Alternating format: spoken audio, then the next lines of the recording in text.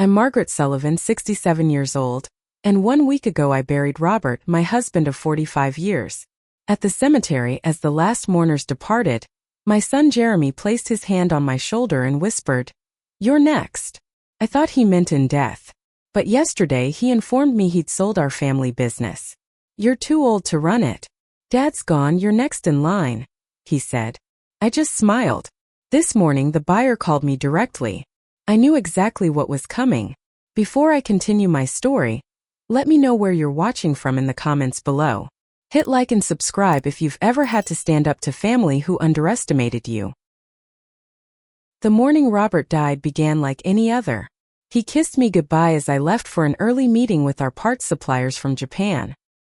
He seemed tired but insisted he felt fine. "Just didn't sleep well," he said, adjusting his reading glasses to review the morning paper. When my phone rang 3 hours later, it was our housekeeper Maria, her voice shaking. "Mrs. Sullivan, I found him in his study. The ambulance is coming," but she didn't need to finish. Somehow I already knew. By the time I reached the house, the paramedics were loading Robert's body into the ambulance. They worked on him during the ride to Massachusetts General, but it was futile. A massive coronary, the doctor explained. Quick and likely painless. Small mercies that felt meaningless in that moment. I called Jeremy, who was in New York for what he described as business meetings. When I told him his father was gone, there was a long pause before he responded. "I'll catch the next flight," he said, his voice oddly controlled. No shock, no breakdown. I attributed it to stunned disbelief. We all process grief differently. Jeremy arrived at the hospital 5 hours later.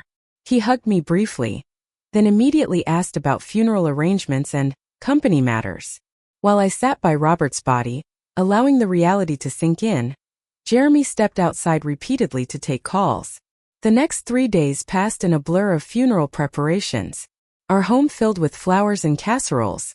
Longtime employees came by, many embracing me with tears, sharing stories about Robert's generosity or mentorship. Thomas Miller, our CFO who had been with us for 20 years, promised to handle everything at the office. "Don't worry about anything, Margaret," Thomas assured me. "We'll keep things running smoothly." Robert built a strong team. Take the time you need. Throughout these days, Jeremy's behavior struck me as increasingly strange. While I moved through grief in waves, sometimes functional, sometimes collapsing, Jeremy seemed impatient. He asked repeatedly about the will, about board meetings, about accessing company financial records. "We'll address all that after the funeral," I told him, too exhausted to argue. The morning of the funeral, I found Jeremy in Robert's office, going through his files. When I asked what he needed, he claimed he was looking for insurance papers. But Robert had always kept those in our safe, as Jeremy well knew. The service was beautiful and painful. Hundreds came, employees, business associates, friends. One by one, they shared memories of Robert's integrity, his innovative thinking, his unwavering belief in doing business ethically. I noticed Jeremy checking his watch throughout the eulogies. At the cemetery, as Robert's casket was lowered into the ground, I felt my heart descending with it. 45 years of partnership, ending in this cold hole in the earth. I threw a white rose onto the casket and whispered my goodbye.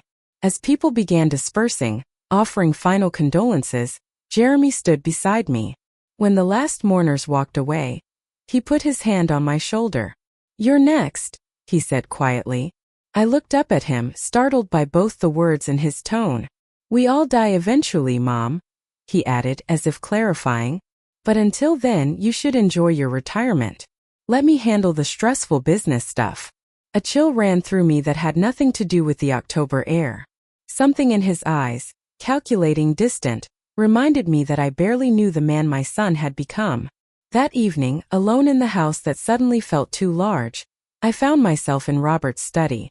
Sitting in his chair, surrounded by his books and awards, I could almost feel him there. "What is our son planning, Robert?" I whispered to the empty room. "And what am I going to do about it?" The morning after the funeral, Jeremy arrived at the house unannounced. He carried a leather portfolio and wore a suit I didn't recognize, more expensive than his usual attire, with gold cufflinks catching the light as he spread papers across the kitchen table. I've made some decisions that will make life easier for both of us, he began, not bothering with condolences or even asking how I'd slept. I've found a buyer for Sullivan Automotive. The coffee mug nearly slipped from my hand. You've what? It's perfect timing, actually. Dad's passing means we can make a clean transition. The offer is substantial, $83 million. More than enough for you to live comfortably for the rest of your life. I set my mug down carefully, buying time to process this bombshell. Jeremy, the company isn't yours to sell. He smiled indulgently, as if I were a child who didn't understand basic concepts. Mom, you're 67 years old. Running a company of this size is stressful even for someone younger. Dad's gone. You're next in line, but honestly, you should be thinking about relaxing, traveling, enjoying your golden years. I co-founded that company. I reminded him, my voice steadier than I felt. I've been running operations alongside your father for 45 years. Jeremy waved this away. The industry is changing rapidly. New technologies, international competition. It requires fresh perspectives. Maxwell Reed at Reed Enterprises understands this market. He's prepared to retain most of the staff and modernize the facilities. Maxwell Reed. The name was vaguely familiar. When did you meet with him? A flicker of something, caution perhaps, crossed Jeremy's face. Recently. His offer came together quickly after Dad's condition worsened. The implication hit me like a physical blow. Jeremy had been planning this while Robert was dying. Those business meetings in New York suddenly made more sense. You need to slow down, I said, pushing back from the table. No decisions about Sullivan Automotive will happen until I've had time to review our position and consult with the board. Jeremy's pleasant facade cracks slightly. The board will support this sale. It's the right move financially. Then they can tell me that themselves. Until then, nothing happens. For the first time, I saw anger flash in my son's eyes. Mom, be reasonable. You're in no condition to make business decisions right now. You're grieving. Let me handle this. The answer is no, Jeremy. Not today, not next week. I'll return to the office on Monday, and we can discuss the company's future then, with the entire executive team present. He gathered his papers abruptly. You're making a mistake. Reed won't wait forever. After he left, I sat motionless at the kitchen table, my coffee cold and forgotten. What had just happened? The son I raised would never behave this way, especially 1 week after his father's death. Something wasn't right. That afternoon, I received a call from Thomas Miller. Margaret, I'm sorry to bother you during this time, but I thought you should know Jeremy has been meeting with department heads, telling them about an imminent sale. People are worried about their jobs. Do you know anything about this? My stomach tightened. He has no authority to sell the company, Thomas. A hesitation on the line. He's showing documents with your signature, Margaret. Ice spread through my veins. What documents? Intent to sell paperwork. Preliminary agreements with Reed Enterprises.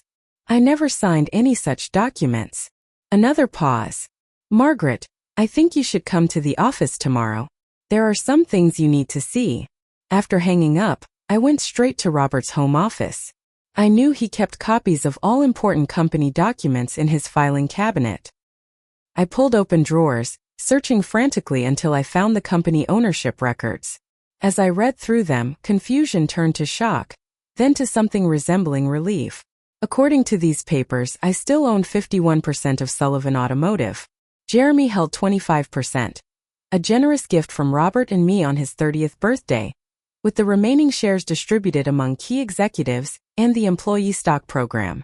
Jeremy couldn't sell the company without my approval. But that raised a disturbing question. What papers was he showing with my supposedly signature on them?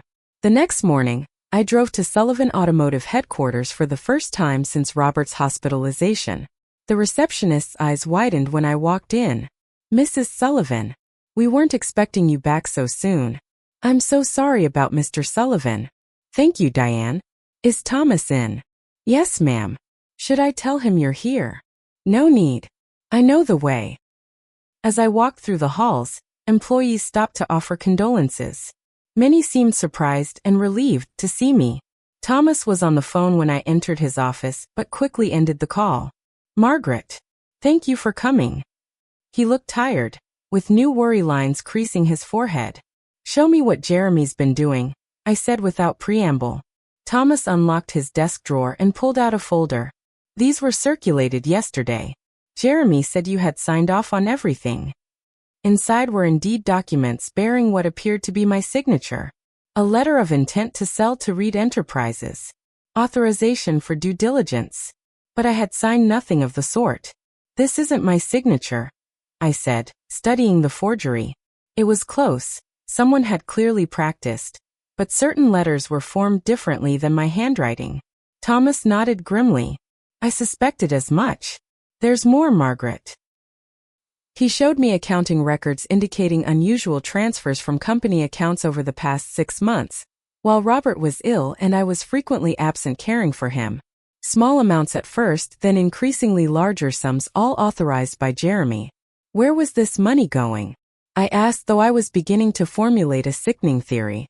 We're still tracing it, but preliminary findings suggest personal accounts. And there's something else. Thomas pulled up an email on his computer. It was from Jeremy to this Maxwell Reed, dated 3 months ago, when Robert was still alive. My father's condition is deteriorating rapidly, Jeremy had written. Once he's gone, I can convince my mother to sell. She has no interest in running the company alone. I'll make sure the deal goes through as discussed. I felt physically ill reading those words. The calculated coldness. The complete dismissal of my capabilities and my decades of work. The casual discussion of Robert's death. As I sat there processing this betrayal, my phone rang. The display showed a number I didn't recognize. Mrs. Sullivan? This is Maxwell Reed. I believe we should talk about your company. I've just reviewed the ownership documentation your son provided, and something doesn't add up. According to these records, you're still the legal owner of controlling interest in Sullivan Automotive. Yet Jeremy assured me you had agreed to the sale. I met Thomas's eyes across the desk. Mr. Reed, I said calmly, I think we do indeed need to talk.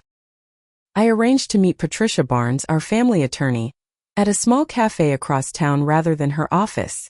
I didn't want Jeremy to know about our conversation if he happened to call her firm. Patricia had been handling our legal matters for over 20 years. She drafted our wills, established our trusts, and structured the company ownership.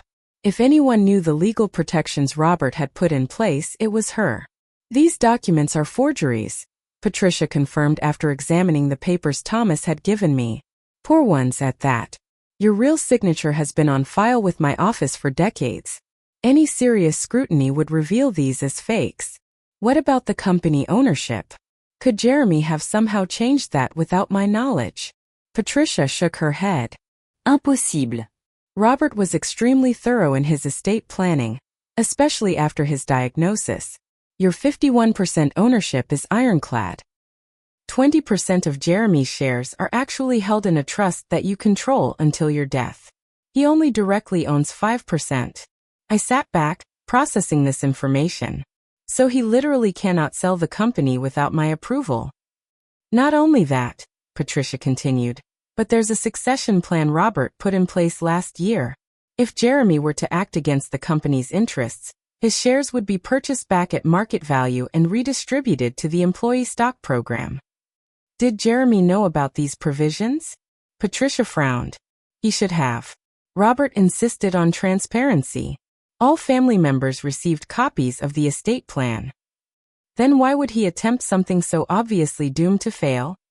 That, Patricia said, closing her folder, is the real question. Has Jeremy had financial troubles you're aware of? I thought back to the unusual transfers Thomas had found. Possibly, but I need more information. Over the next 3 days, I conducted a quiet but thorough investigation.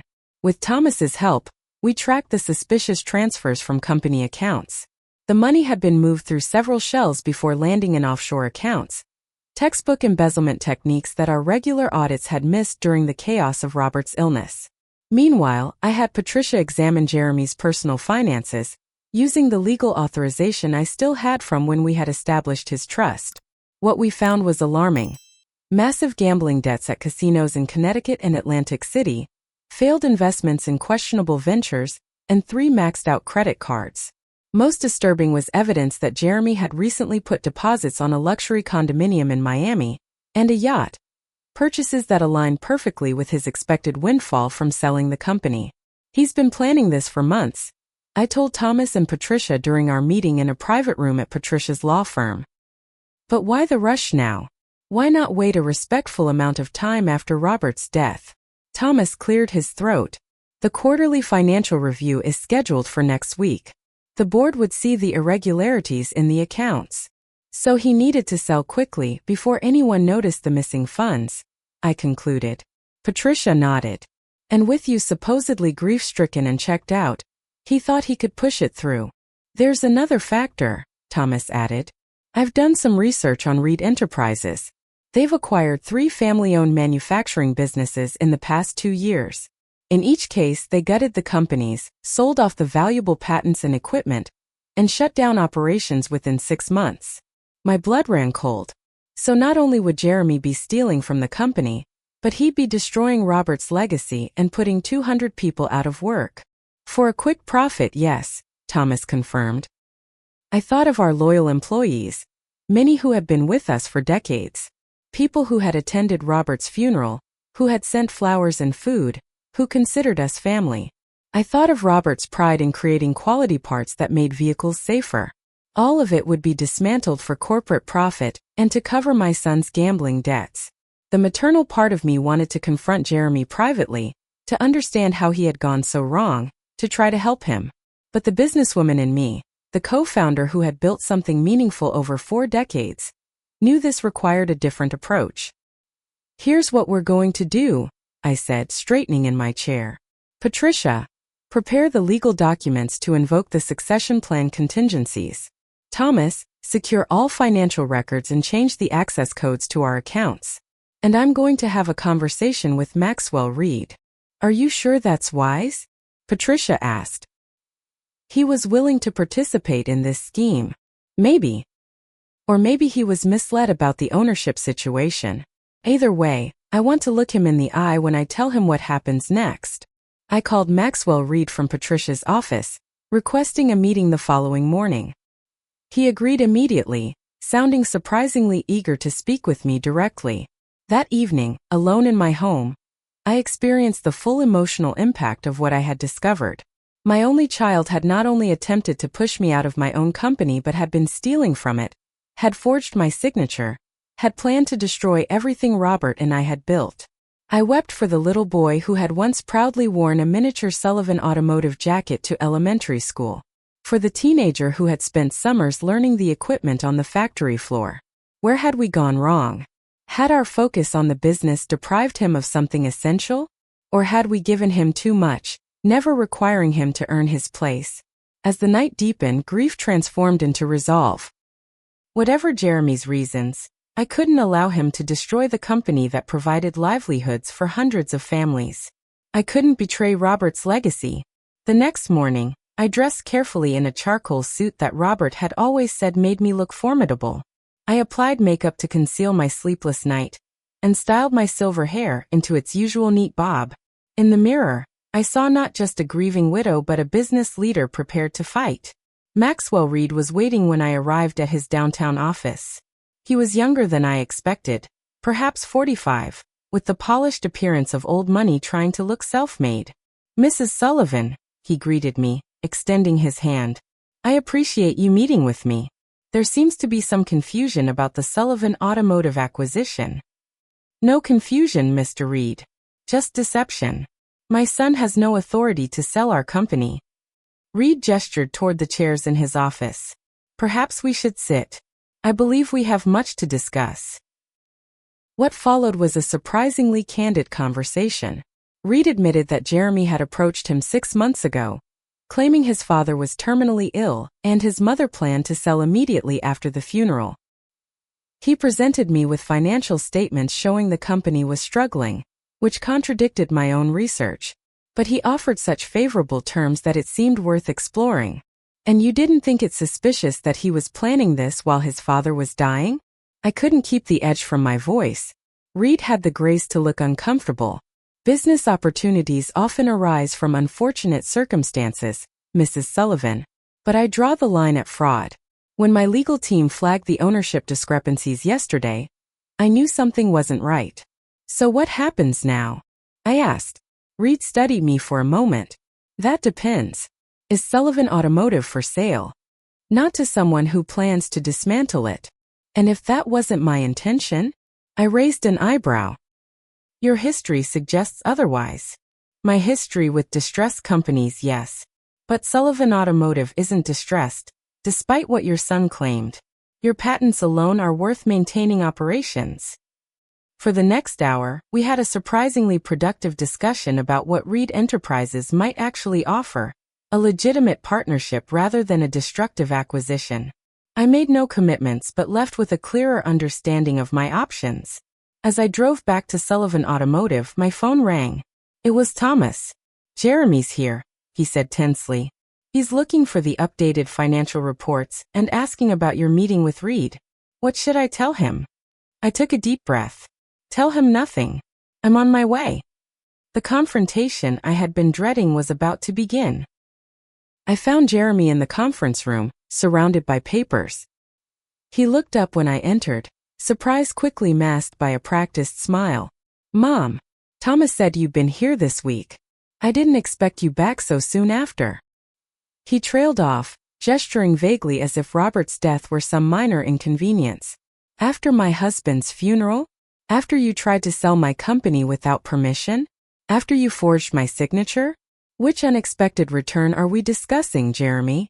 The smile vanished. You've been talking to Reed, and Patricia, and Thomas, and examining bank records. Jeremy stood, color rising in his face. You had no right to go behind my back. The audacity nearly took my breath away.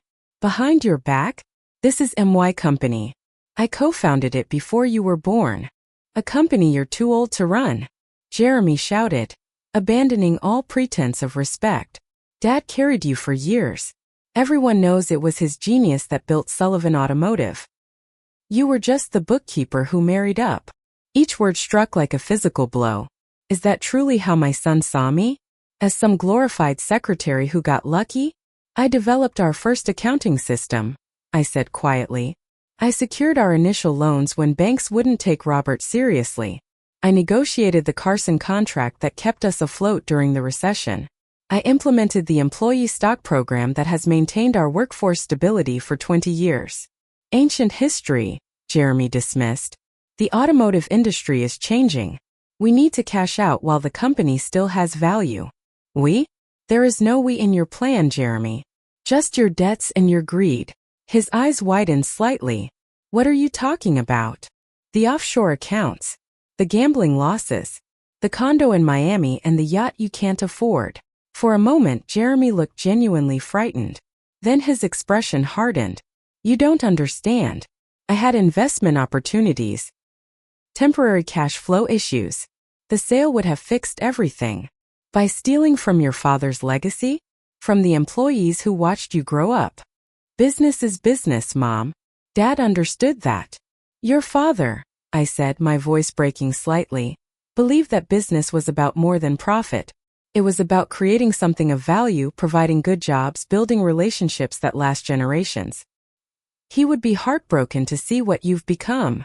Jeremy laughed bitterly. Spare me the sentimental garbage. Dad was a businessman. He would have sold years ago if you hadn't held him back with your outdated loyalty to workers who can be replaced by machines. We stared at each other across the conference table. Two strangers sharing blood but apparently nothing else. In that moment I realized how completely I had failed as a parent. Somehow, despite our intentions, we had raised a son who saw people as tools, relationships as transactions, family as obstacles. This discussion is over, I said finally. I've invoked the succession plan provisions. Your remaining shares will be purchased at market value, which should cover most of your debts. You are removed from any position within Sullivan Automotive, effective immediately. Jeremy's face contorted with rage. You can't do that. It's already done. Security will escort you to your office to collect personal belongings. I pressed the intercom button, and two security officers entered the room.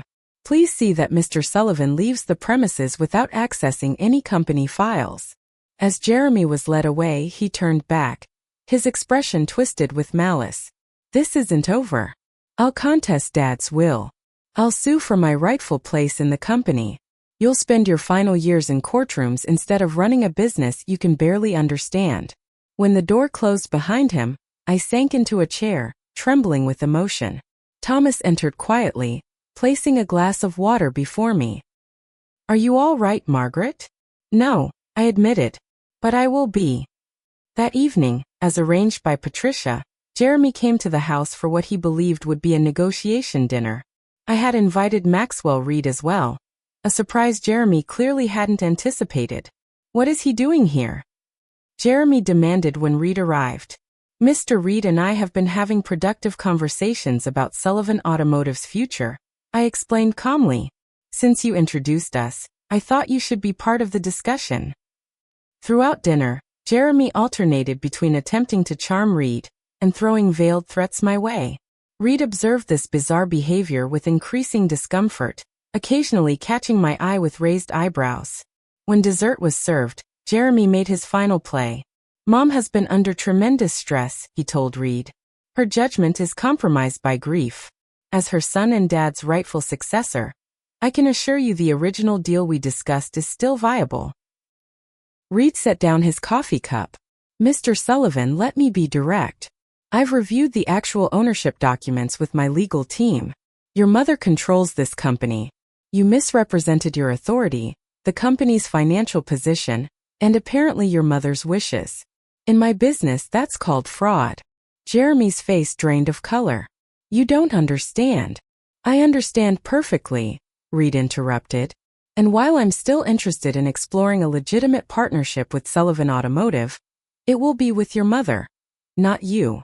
Jeremy turned to me, desperation replacing arrogance. Mom, you can't do this to me. I'm your son. Your only child. The plea pierced straight through my heart despite everything. I looked at this man, my child, and saw glimpses of the boy he had been. The toddler who had clung to my legs on his first day of preschool. The teenager who had asked me to teach him to drive because Dad gets too nervous. Were those authentic connections real? Or had I imagined the bond between us?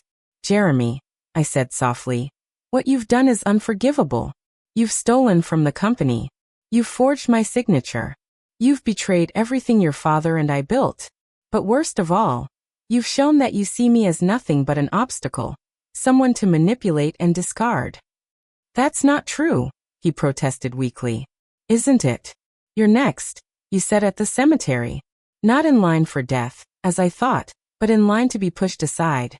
An old woman too feeble to run a business without her husband. Jeremy had no response. I won't press charges for the forgery or the embezzlement, I continued. The succession plan gives you enough to clear your debts and start fresh.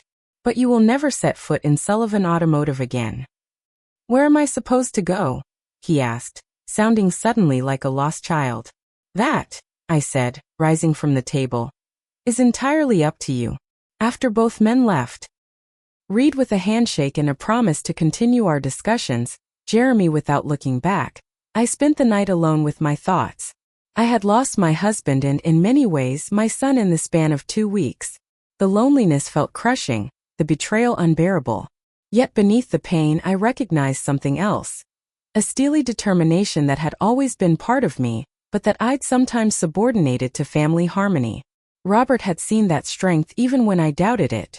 You're the backbone of everything we've built, he had told me during one of our last conversations.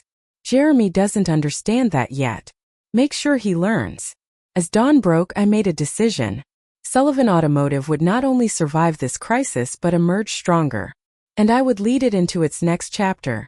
Not as Robert's widow but as the co-founder and president I had always been.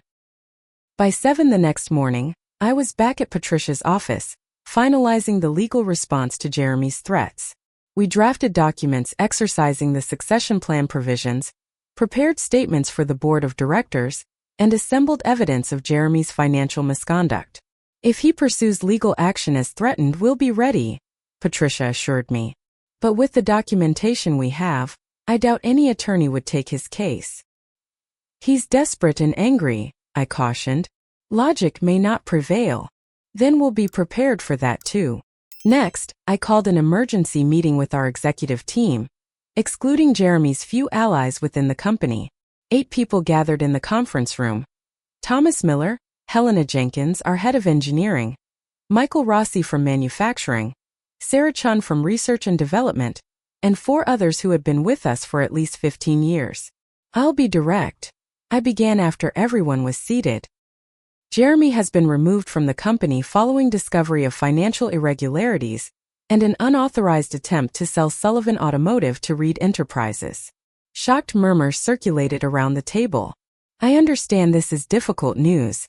Jeremy has grown up alongside many of you, but his actions threaten not only our company's independence but its very existence. Reed's usual pattern is to acquire family businesses, extract valuable assets, and shut down operations. So we're not being sold? Michael asked, relief evident in his voice. No. However, I am exploring a potential partnership with Reed on our terms. Maxwell Reed has expertise in areas we need for expansion, particularly in electric vehicle components. What about the financial irregularities? Thomas prompted gently. I took a deep breath. Jeremy has been diverting company funds to cover personal debts. The full extent is still being determined, but initial estimates suggest approximately $2 million over the past year. The stunned silence that followed was broken by Helena. What happens now, Margaret? Now we move forward. Robert built contingency plans for exactly this scenario. Jeremy's shares will be purchased and redistributed to the employee stock program. I'll assume the presidency with Thomas as COO. We'll need to appoint a new CFO. I'm open to suggestions from this group. For the next 2 hours we hammered out transition plans. The team's support was unanimous and deeply touching. These people had worked alongside Robert and me for decades. They understood what Sullivan Automotive stood for beyond profit margins. After the meeting, I arranged a private conversation with Maxwell Reed. This time we met on my territory, Robert's favorite restaurant near our factory. I appreciate your candor yesterday, I told him after we ordered. But I need to understand your actual interest in Sullivan Automotive. If it's a quick profit, we have nothing more to discuss. Reed considered me thoughtfully. Initially, when your son approached me, that was indeed the attraction. The terms he offered were too good to refuse, which should have been my first warning. And now I've done my homework properly. Your patents for the new electric vehicle cooling systems alone make a partnership valuable. Your manufacturing infrastructure would take years to replicate. And frankly, Mrs. Sullivan, your reputation in the industry is impeccable. So what exactly are you proposing? Reed outlined a joint venture rather than an acquisition. Reed Enterprises would provide capital for expansion into emerging markets, while Sullivan Automotive would maintain operational control and manufacturing standards. Your son presented your company as struggling without Robert's leadership, Reed admitted. He suggested you were eager to retire. The actual financial reports tell a different story.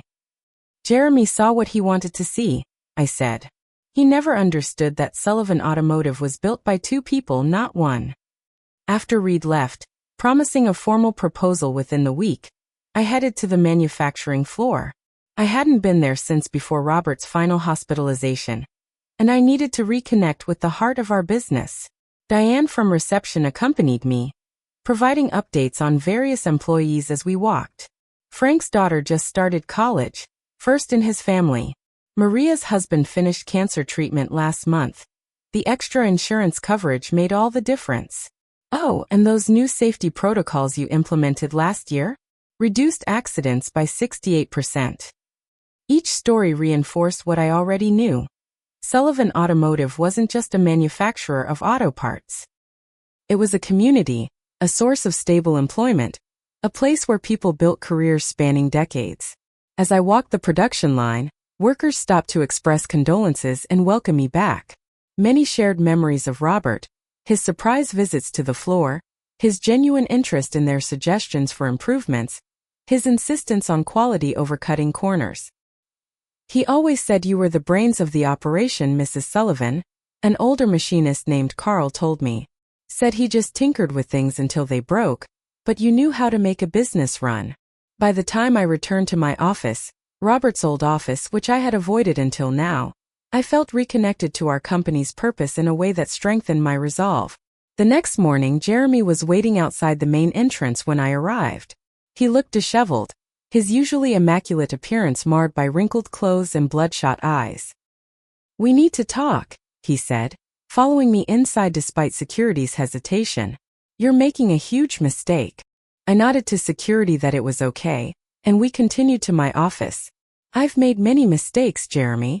Trusting you with this company might have been one of them. Mom, please." I was desperate. The gambling got out of control. I never meant for things to go this far. For a moment, maternal concern overrode business judgment. "Have you considered getting help for your gambling addiction?" Jeremy waved this away impatiently. "I don't have an addiction.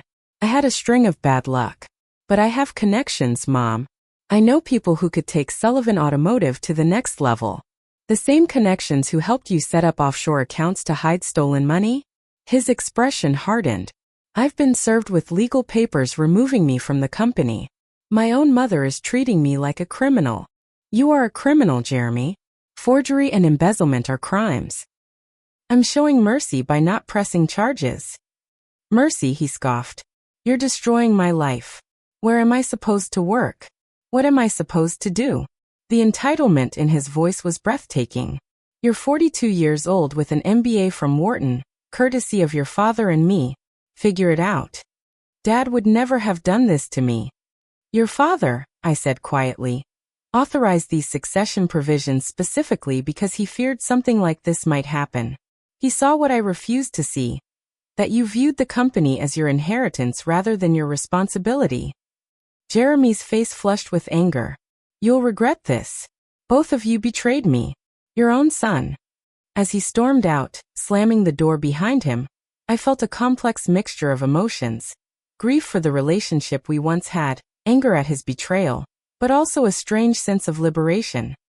For decades, Robert and I had tried to shape Jeremy into a worthy successor, making excuses for his shortcomings, creating safety nets for his failures. That burden at least was lifted. Later that day, I received the formal proposal from Reed Enterprises. It was substantially better than the deal Jeremy had been negotiating, preserving jobs, maintaining the Sullivan name, and providing capital for expansion rather than dismantling. After reviewing it with Patricia and the executive team, I called Reed.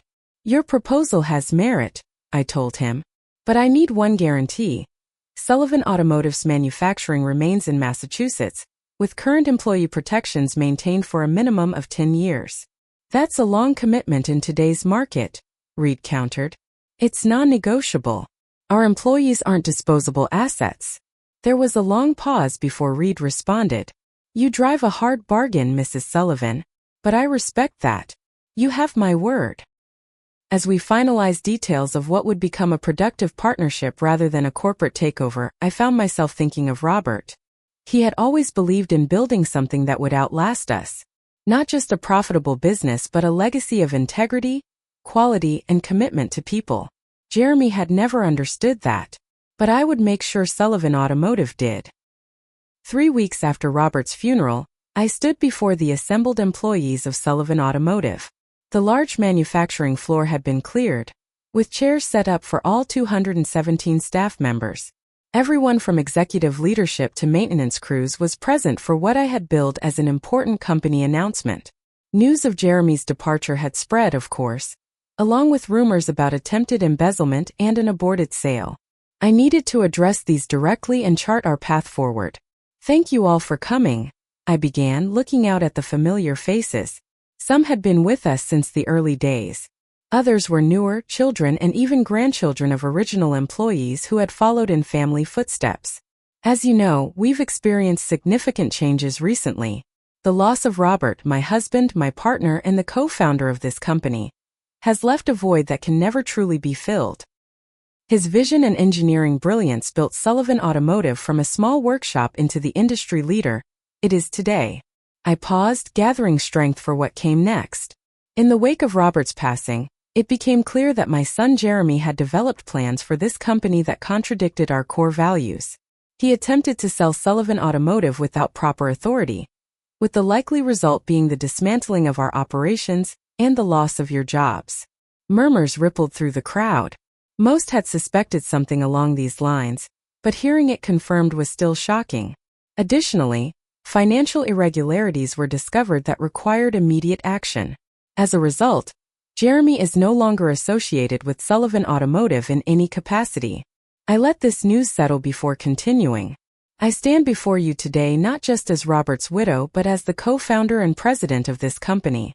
For 45 years, Robert and I built this business together. His genius created our products, but my systems kept us profitable through recessions, market shifts, and technological changes. We were partners in every sense. Looking around, I could see nods of recognition. The longer-serving employees knew this truth, even if Jeremy had chosen to forget it. Moving forward, I have established a new leadership structure. Thomas Miller will serve as Chief Operating Officer. Helena Jenkins will lead our engineering department with expanded authority. Michael Rossi will oversee all manufacturing operations.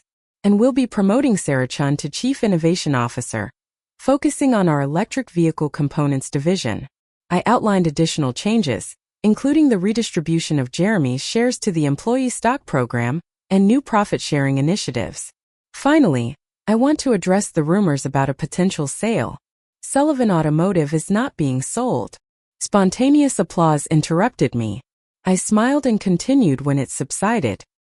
However, we are finalizing a strategic partnership with Reed Enterprises that will provide capital for expansion while guaranteeing our operational independence and current employment terms for a minimum of 10 years. The relief in the room was palpable. Manufacturing jobs were increasingly rare in our region, and many employees had feared for their livelihoods. Robert believed that businesses have responsibilities beyond profit. To employees who dedicate their working lives to our success. To customers who trust our products with their safety. To communities that host our facilities. I intend to honor those beliefs while adapting to changing markets and technologies. I concluded with a personal note. Robert often said that Sullivan Automotive was our second child.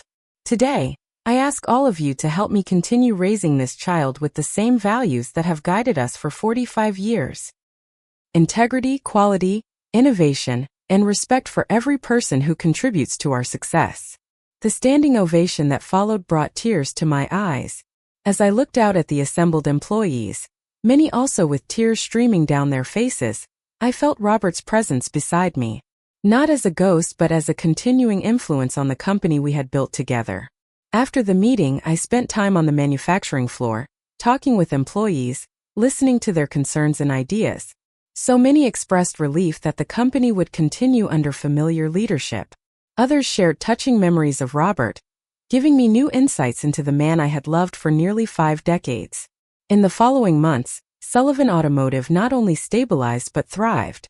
The partnership with Reed Enterprises opened new markets while our core operations maintained the quality standards Robert had established.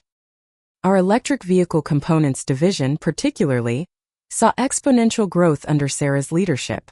Jeremy made good on his threat to contest Robert's will, but as Patricia had predicted, his case had no legal merit.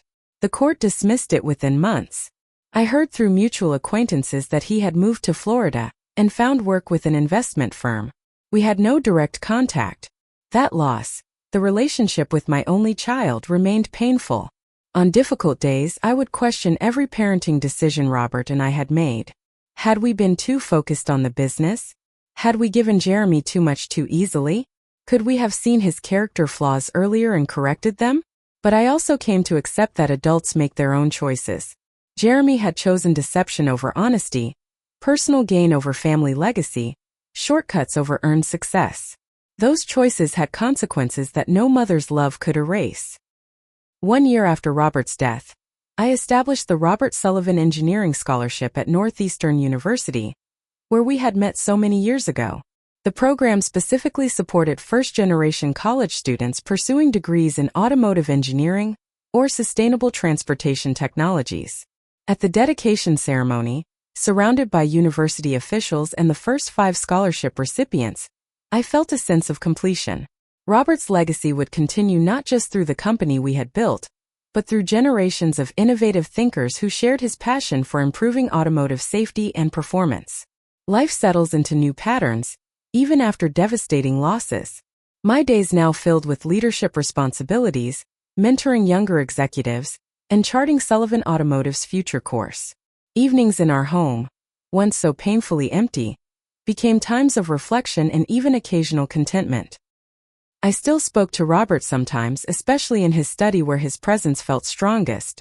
I told him about business decisions, sought his imagined counsel, shared my lingering sadness about Jeremy. Sometimes I thought I could hear his gentle laughter or feel his reassuring hand on my shoulder. "You were right," I whispered one evening, looking at his photograph on the desk. "I was always stronger than I believed.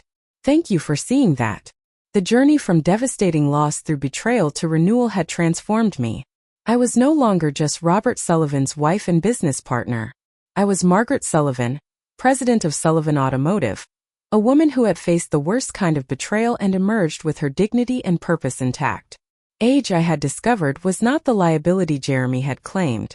My decades of experience, my deep knowledge of our industry, my relationships with employees and customers, these were irreplaceable assets that no young MBA could match.